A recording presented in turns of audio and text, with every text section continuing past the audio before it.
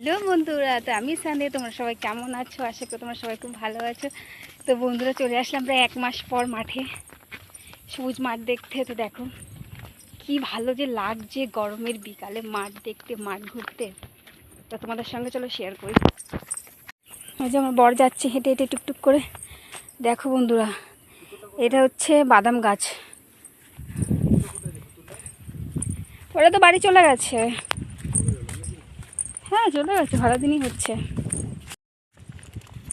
সবুজ সবুজ মাঠ, এই সবুজ মাঠ দেখতে, সবুজ গাছপালা দেখতে কার না ভালো লাগে? সবারই ভালো লাগে। তো বন্ধুরা, আমি একটা জিনিস দেখাবো, অনেক দিন পরে এসছি তো তো দেখলে তোমরা অবাক হয়ে যাবে, কি ভালো লাগছে।